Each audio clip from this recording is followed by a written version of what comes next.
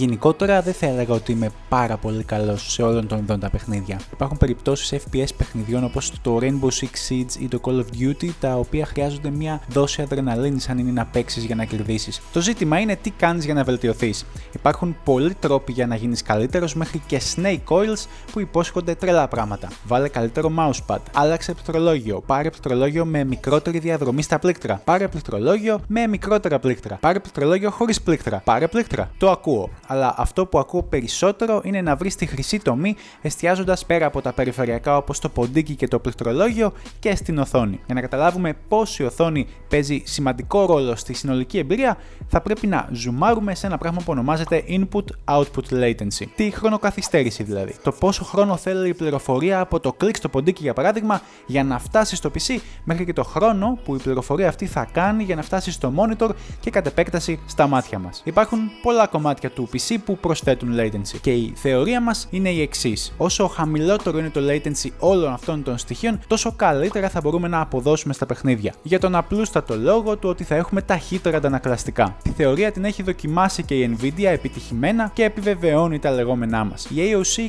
24G4X είναι ένα καλό παράδειγμα για να τεστάρουμε αυτήν ακριβώς τη θεωρία. Με το ρυθμό ανανέωσης των 180 Hz, το Fast IPS Panel και τον χρόνο απόκρισης του 1 millisecond αποτελεί μια καλή βάση για ένα gaming setup. Τα επιπλέον gaming καλούδια όπως το ενσωματωμένο crosshair, το μειωμένο motion blur σε σκηνές με γρήγορη κίνηση και το frame counter στη γωνία δείχνουν με το καλημέρα ότι η οθόνη είναι σχεδιασμένη περισσότερο για gamers παρά για ανθρώπους που δουλεύουν στο PC τους. Η οθόνη διαθέτει επίσης ηχεία 2W με τον κλασικό OK ήχο, μια τραπεζοειδή πλαστική βάση και δυνατότητα ρύθμισης του ύψους αλλά και tilt. Όμως όχι περιστροφή. Είπαμε, μην τα θέλουμε και όλα. Η χαμηλή τιμή της 24G4X αποκαλύπτει κάποια από τα μειονεκτήματα που ίσως κάποιους να μην τους ενοχλούν. Έχει πάνελ μεγέθους μόλις 24 ιντσών, 23,8 για τους ψυχαναγκαστικούς, ενώ έχει ανάλυση τα παραδοσιακά 1920x1080 πίξελ. Και τα δύο μας θυμίζουν οθόνες άλλης δεκαετίας από την εποχή που είχαμε κάποιον Λουκά για πρωθυπουργό.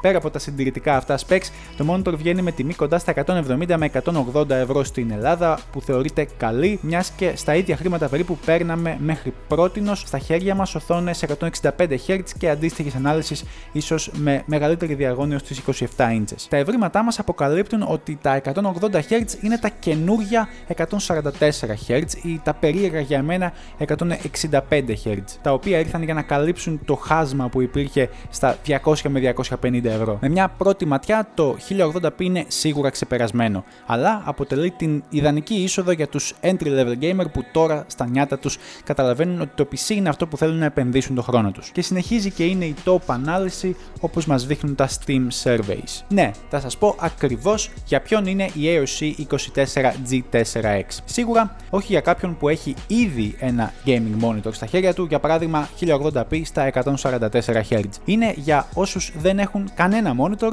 γιατί μόλις τώρα μπαίνουν στον κόσμο του PC ή της κονσόλας, αφού το συγκεκριμένο είναι 100% συμβατό με τα Xbox Series S και X και το PS5, με μόνο περιορισμό το ότι θα παίξει στα 120 Hz. Από πλευράς χρωμάτων, αν και δεν μπορούμε να σας μεταφέρουμε απόλυτα νούμερα, το μόνο σίγουρο είναι πως στέκεται καλά σε σχέση με τις υπόλοιπες της ίδιας κατηγορίας. Δεν διεκδικεί τα πρωτεία και δεν είναι το monitor που θα χρησιμοποιήσει κανείς για color grading, ας πούμε. Στα 180 ευρώ, 1 ευρώ το Hz είναι μια τίμια επιλογή. Το βασικό μειονέκτημα, η χαμηλή ανάλυση που για δουλειά πέρα από ένα dock ή ακόμα και ένα Excel γίνεται κουραστική. Η πλαστική βάση και η απλά ικανοποιητική ποιότητα κατασκευής θα περάσει από κάτω και δεν ενδιαφέρει τη συντριπτική πλειοψηφία των gamers. Στα games είναι ό,τι πρέπει ακόμα και στον κόσμο του σήμερα. Αυτά. Είμαι ο Λουκάς του 2024 και αυτό ήταν ένα ακόμα βίντεο του 8bits. Κάνε τα δικά σου και εμείς τα λέμε στο επόμενο.